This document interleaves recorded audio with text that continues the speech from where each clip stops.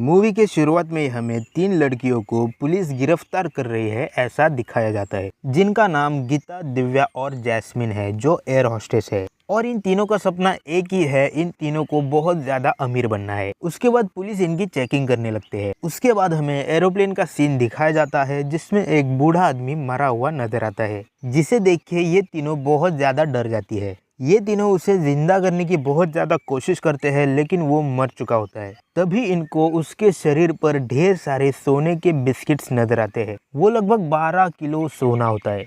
उसके बाद वो कैप्टन को फोन करके ये सारी बातें बता देती है। फिर जैस्मिन कहती है कि ये सारा सोना हम ले क्या, लेकिन गीता और दिव्या मना कर देती है। उसके बाद हम पुलिस थाने शिफ्ट हो जाते हैं। पुलिस उनसे पूछती है कि सोना कहाँ है। सोने के बारे में हमें कुछ नहीं मालूम, ऐसा वो तीनों कहती है। पुलिस को लगता है कि वो भी उस बूढ़े आदमी से मिले हुए हैं। फिर से हम प्लेन के सीन में शिफ्ट हो जाते हैं। जैस्मिन उन दोनों को सोना चोरने के लिए बहुत ज्यादा समझाती है, लेकिन फिर भी वो तीनों वो सोना नहीं लेते। फिर वो सारा सोना पुलिस को दिया जाता है। उसी में जो मेन इन्वेस्टिगेटर होता है वो दिव्या का ही एक्स बॉयफ्रेंड था। फिर हम शिफ्ट हो जाते हैं नेक्स्ट सीन में, जहाँ ये तीनों डिस्कस कर रही होती है। वहीं पर जैस्मिन दिखाती है कि मैंने उस बूढ़े आदमी का मोबाइल चुराया है। वहाँ वो कहती है कि इस फोन पर किसी एक ही आदमी को बहुत बार कॉल किया गया है, तो वो उसे वही कॉल करते हैं। जो कोई लेडी उठाती है और एक आदमी उसे डांट कर फोन काट देता है। वो आदमी उसी कोहिनूर एयरलाइन का HR मनोज मित्तल था, जिसमें ये तीनों लड़कियां एयर होस्टेस थी।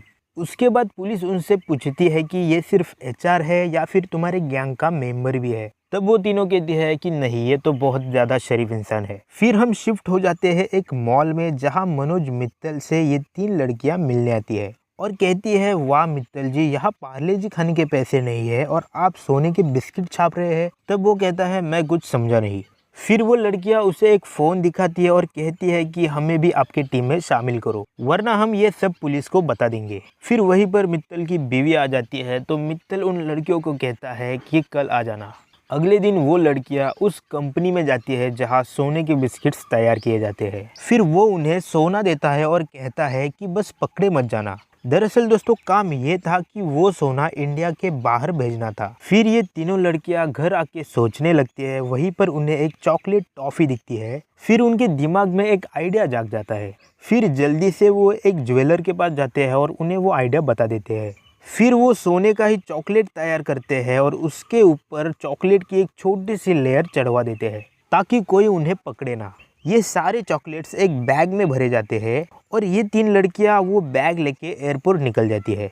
वो सोना किसी होटल में सही सलामत पहुंचाया जाता है। वहीं पर उनका ही एक एजेंट उस सोने को चेक करता है। फिर उसे पता चल जाता है कि सच में ये सोना ही है। फिर वो सोना लेके निकल जाता है।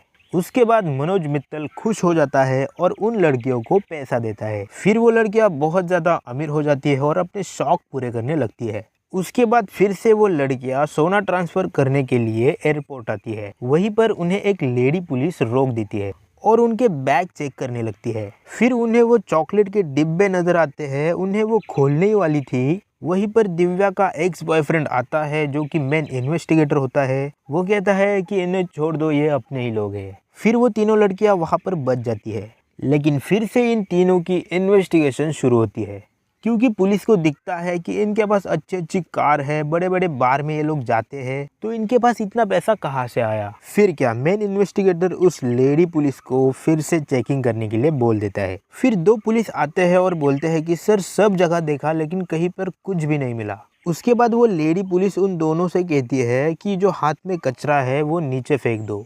फिर उस कचरे में वो लेडी पुलिस देखती है तो उन्हें वो चॉकलेट मिल जाता है और उसको ऐसा लगता है कि इसमें सोना ज़रूर होगा, इसलिए वो चॉकलेट्स वो खाकर देखती है।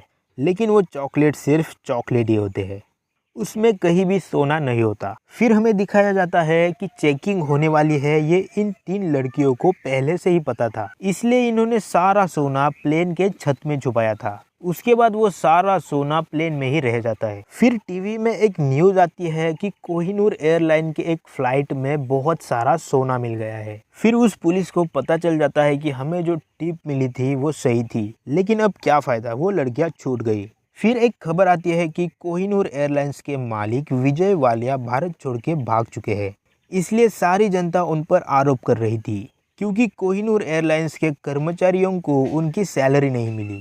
उसके बाद इन तीनों को समझ आता है कि हमारी टिप जिसने दी थी वो मनोज मित्तल की ही बीवी थी, वही मनोज मित्तल जिसका सोना वो तीनों ट्रांसफर कर रही थी। फिर वो उससे मिलने जाते हैं और पूछते हैं कि क्या बिगाड़ा है हमने तेरा, क्यों हमें जेल भिजवा रही थी, और हमारा छोड़ो खुद के पति को भी तुम फंसा रही थी, क्यों ऐसा कर रही थी तुम। तब वो कहती है कि वो बहुत घटिया इंसान है, वो मुझे छोड़कर किसी और के साथ रहता है और मुझे फूटी कौड़ी भी नहीं देता। फिर गीता उससे पूछती है कि ये मित्तल के पास इतना सोना आया कैसे। फिर मित्तल की बीवी कहती है कि वो सारा सोना मित्तल का नहीं है, वो सिर्फ एक नौकर है, अपने बाप के इशारों पे नाचता है वो। वही पर दिखाया जाता है कोहिनूर एयरलाइंस के मालिक विजय वालिया को, और उसी का वो सारा सोना है। वो कहती है कि विजय वालिया सालों से अपना जो काला धन है वो अपनी ही एयरलाइंस से अलबुर्ज भेजता है, और अब सारा माल हजम करके दोनों कुत्ता मालिक अलबुर्ज में छुपे हैं।